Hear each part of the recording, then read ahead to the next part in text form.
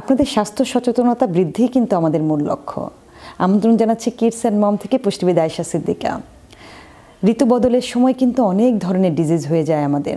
আমরা যেহেতু মা এবং শিশুদেরকে নিয়ে অনেক বেশি কনসার্ন, কারণ একজন সুস্থ মা মানে একটি সুস্থ বাচ্চা, এবং আমি যখন একজন সুস্থ বাচ্চা যখন হবে তখন কিন্তু একটা মায়ের স্বস্তি তৈরি হবে। কাজে প্রতিটা সময়ে মা এবং বাচ্চার কিন্তু একটা আলাদা যত্ন নিতে হবে। এই শীতে কিন্তু গর্ভস্থ মায়ের পাশাপাশি আমাদেরকে খেয়াল করতে হবে আমাদের যারা চারিপাশে শিশু আছে তাদেরও একটা বাড়তি যত্ন নিতে হবে। অর্থাৎ শিশুদের কিন্তু রোগ প্রতিরোধ ক্ষমতাটা কম থাকে। কাজে যখন সিজন চেঞ্জ হয় তখন বিভিন্ন ধরনের ভাইরাল অ্যাটাক করার কারণে অনেক ধরনের ডিজিজ তৈরি হয়।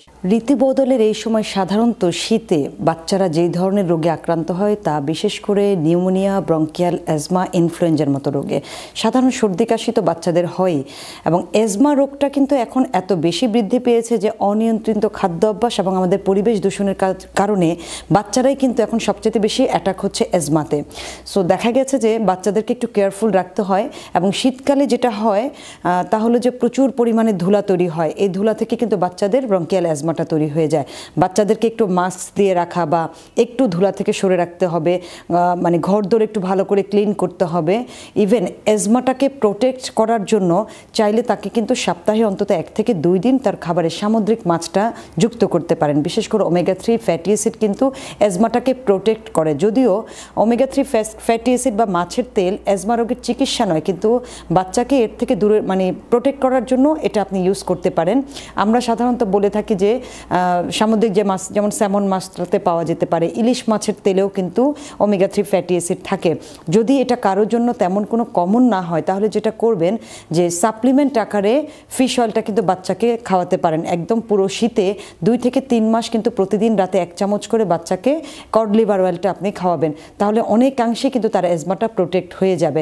এছাড়া তার একটু বাড়তি যত্ন তখন দরকারই হবে যে ধুলাবালি থেকে তাকে একটু দূরে সরিয়ে রাখা, একটু কুসুম গরম পানিটা তাকে খাওয়ানো, এবং সবসময় হলো হাতে পায়ে মোজা দিয়ে রাখা, বা তাকে যে ড্রেস আপ করানো হচ্ছে, শীতকালে অনেক সময় যে ড্রেস পরানো হয় সেই ড্রেসগুলো অনেক সময় একটু পশমের মতো থাকে, বা এই জায়গাগুলো থেকেও কিন্তু বাচ্চাদের অনেক সময় হাঁচি কাশি তৈরি হয়ে যায়, যেটা অ্যাজমার টেন্ডেন্সিটা তাকে বাড়িয়ে দেয়। কাজে তার পোশাক আশাক, খাবার দাবার, লাইফস্টাইল এটাকে মেনটেন করতে হবে।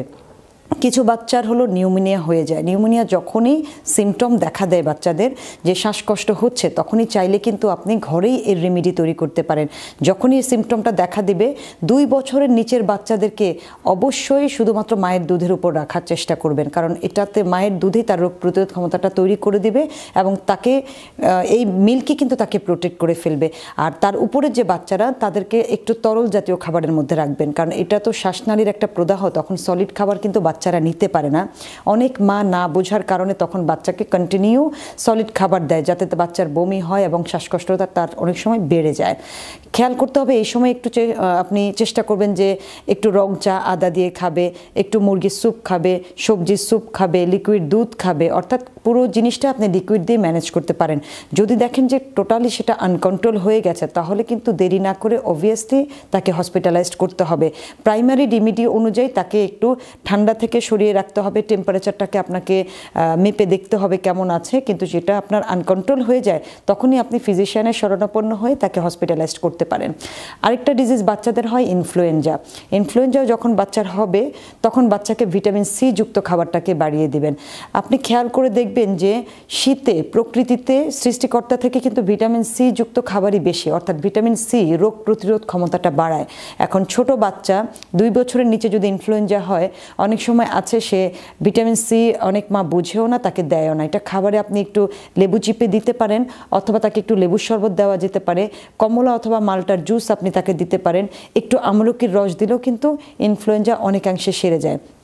ভিটামিন সি যেহেতু রোগ প্রতিরোধ ক্ষমতাটা বাড়ায়, কাজে প্রতিটা শিশুকে খেয়াল করবেন যে এই পুরো শীতে যেন তার এক্সট্রা একটা খাবারই থাকে, সেটা কমলার রস বা লেবুর রস অথবা মালটা, এই টাইপের একটা ফল যেন তার খাবারে সাজানো থাকে। তাহলে তার অটোমেটিক্যালি ন্যাচারালি একটা রোগ প্রতিরোধ ক্ষমতাটা বৃদ্ধি পাবে এবং শীতের এই সমস্ত রোগ থেকে কিন্তু তখন সে প্রোটেক্ট করতে পারবে।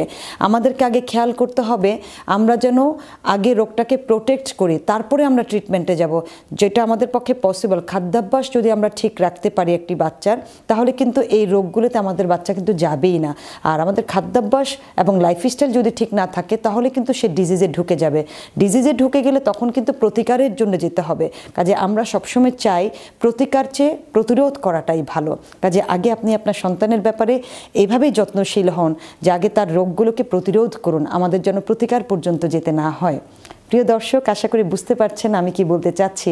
আপনারা বাচ্চাকে ঠিক এভাবেই যত্ন করবেন এবং দেখবেন আপনার বাচ্চা সুস্থ এবং সুন্দর থাকবে। ভালো থাকবেন, সুস্থ থাকবেন এবং আমাদের সাথেই থাকবেন।